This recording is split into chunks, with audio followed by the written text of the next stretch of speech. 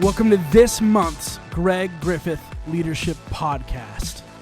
Join Greg Griffith as we together learn what it means to be leaders of our world as we faithfully love and faithfully lead.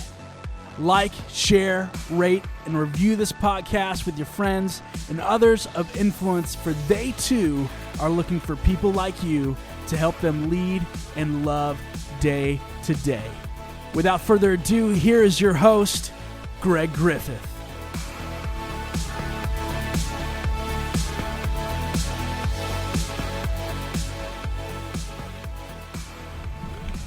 Once again, thanks so much for listening to this podcast. I really hope and pray that you would help me out by rating and reviewing this podcast, either on the Spotify or the iTunes platform that you're using.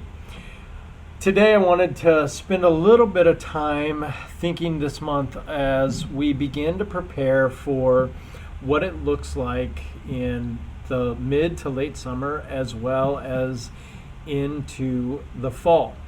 I think that as we think about some of these things, we recognize the reality that it's going to take a while for things to get back to what we want them to be back to. And I say it that way because I think it's never going to go back to what was normal. There will be that new normal, as it is said. But there are some things that we say we desire this to get back to. We desire to get back to sporting events. We desire to get back to being able to go out into public venues, high school football games and wrestling matches and basketball games. We desire to get back to the movie theaters and all those things. And we desire to get back to church. Now, we also know that some things are going to look a little different. Some things are new that we're going to hold on to, and it will never go away.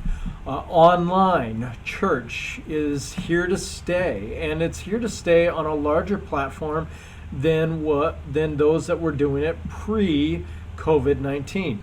We also know that there's going to be some new online learning experiences educationally. That has opened up. Every school is now recognizing the need to be able to offer online education, whether that be in elementary or in high school or college or post-grad. But we're also seeing some things just as far as social norms that probably have become a reality. I'm not sure that masks will go away. Pre-COVID-19, people wearing masks was few and far between in our culture, in our community. We're probably more likely to see a culture and a community that is just like the Asian, Japanese, Chinese community that use masks on a regular basis when they're not feeling well or when they want to be protected from those that they know are sick in that time frame, flu seasons, cold seasons. We might see the same thing. I think also what we're going to see is we're going to see the reality too of different social norms with strangers, and we're going to have to get used to some of that as we think about those social norms and the things that are happening. But I think right now, and what I really wanted to spend some time talking about today, is the reality that we are all itching to get back to living. And I think we're seeing this in a few different ways. And so leaders, I want to talk to you about this, but I also want to talk to just what we're going to perceive in general. First, we're starting to see that fear, right? I'm afraid of catching COVID-19. I'm afraid of being out. I'm afraid of getting into public realm and range, is moving into frustration. Now, this fear to frustration is going to go in a whole myriad of different ways. Some of it is going to seem like very trivial. I remember the other week, my fear moved to frustration in that just everything was so hard. I was coming back into the office, but the office didn't have any of the amenities or the normalcies that I wanted. Coffee. I had to always bring in my own coffee, right? And yet I was making some choices not to buy coffee out. So we see that, and that frustration was starting to get to me. and I had a really bad day, to be fully honest with you. And we're starting to see some of that as well. You're seeing that in states that have had major lockdown. There's frustration. People are now starting to say, life is getting hard. I don't want it to be this hard. They're opening up. They're saying, I want to touch my grandchildren again, and rightfully so. And they're starting to say, I want to do this, but I want to do it safely. And so leaders, I think we have to recognize the reality that frustration levels are high right now, which means also that people and times will have reactions that are not normal. And it might mean too that you have some reactions that are not the same. I had this a few weeks ago. I had a reaction to something that it just was so out of character for me. And it just was a built-up frustration, and it exploded. And I wish I had taken advantage of a learning that I had heard from Ian Cron and knowing your Enneagram, but knowing when you have those feelings inside of you, when you're unhealthy in whatever number you're in, that when you have those feelings inside of you, you employ the SNAP, S-N-A-P acronym. And here's what it simply means. First, stop. Just stop. So those feelings happen, just take a pause, stop. And then notice the feeling. Notice the feeling and give just some authenticity and some life to that feeling, that it's there. Don't ignore it. Don't push it away. Don't say I shouldn't. That is a feeling that you're having. And then ask questions. Do I really believe this? So you generally, those frustrations are going to come, and it's going to be, do I really believe this person doesn't care? Do I really believe this person wants to make me sick? Do I really believe this person doesn't believe in social distancing? And then two, what does that person believe about you? Ask those questions. And then shape and form it too in the way of love, right?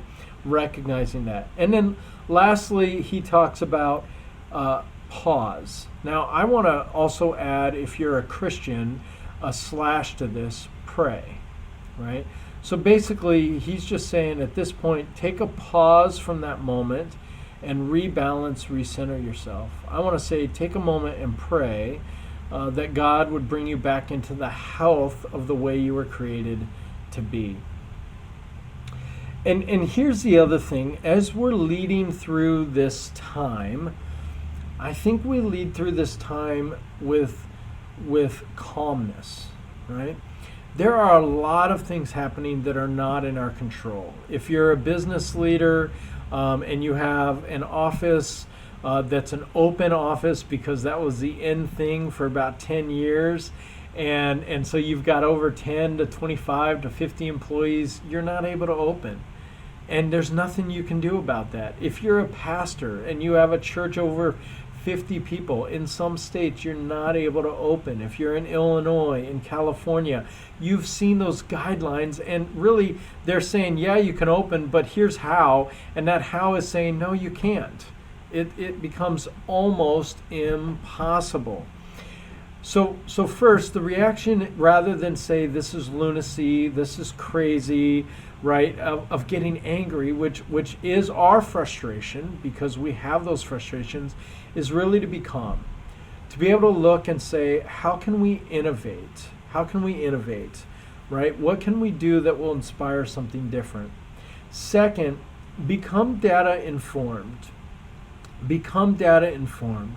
See what the real data is that's out there. Don't always listen to what people are saying. Look at what people are doing. Don't always listen to what people are saying. Rather, look at what are people doing. So get data informed about this. And then third, using that data, be ready to pivot. Using that data, be ready to pivot.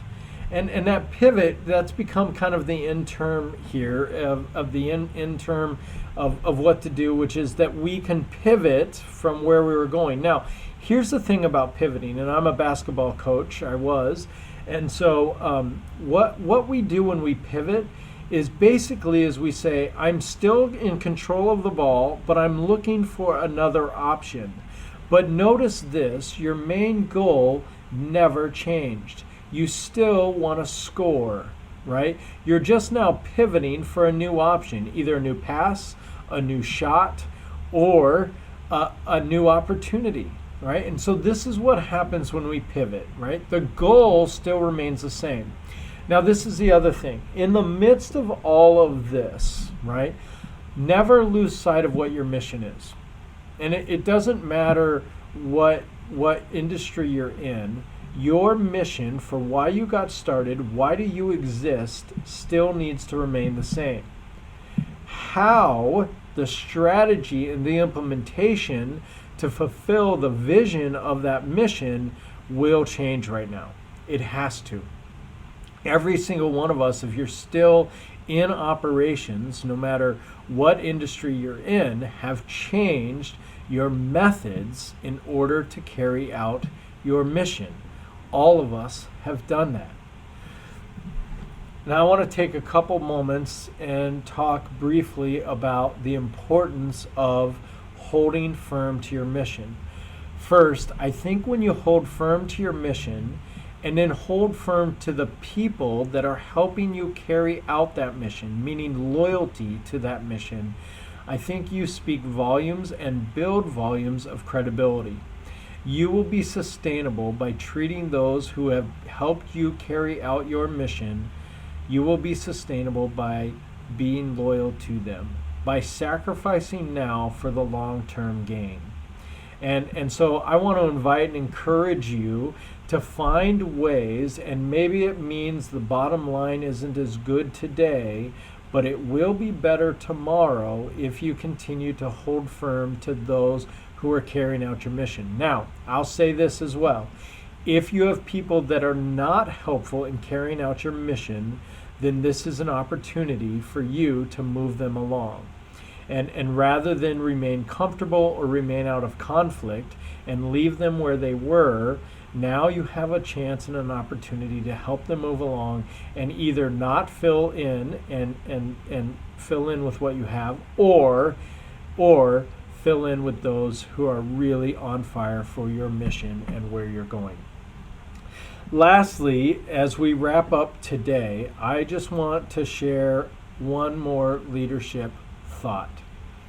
And that thought is that as we lead and as we pivot, as we deal with people and as we deal with ourselves, let us remember that love is our guiding principle. Let us remember that love is our guiding principle. And here's the thing. I really believe this, especially speaking to you leaders. Right now, I'm guessing you're getting tired because this has been a brutal season. March 15th is a day that, as President Roosevelt said, will live in infamy. It is the day that the world shut down. But let us never forget first to take care of yourself. You as a leader must be healthy in your eating, your sleeping, and your routines. And that is what's called self-care. Leaders, if you are not taking care of yourself, you have no responsibility or ability to take care of another. Leaders, if you are not taking care of yourself, you have no ability to take care of someone else. So I'm speaking now to all leaders out there, take care of yourself. Tomorrow will always come, and you want to be in it. You are better at your mission and better for others and better equipped to deal with the fear moving to frustration, better equipped to be able to snap, to stop, to notice, to ask, to pray, and better equipped to look at data with calmness and pivot with clarity when you're healthy. So be healthy. As we lead, I want you to know that we do this by faithfully leading and faithfully loving. And so, as you lead, know that we lead together. We're not alone. Surround yourself with other leaders and other people who are walking through this season with you. They may not be walking in the exact same industry or way, but they are leading, and they're leading well, and we lead better together. Thanks so much. Once again, if you would be so kind to rate and review, like and share this in whatever form and fashion that you're listening to this platform, that would be great. We'll talk to you next month.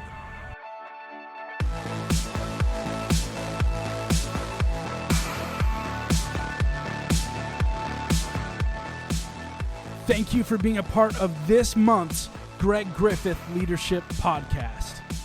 Join Greg next month for leadership insights to faithfully love and faithfully lead. Now go be terrific today.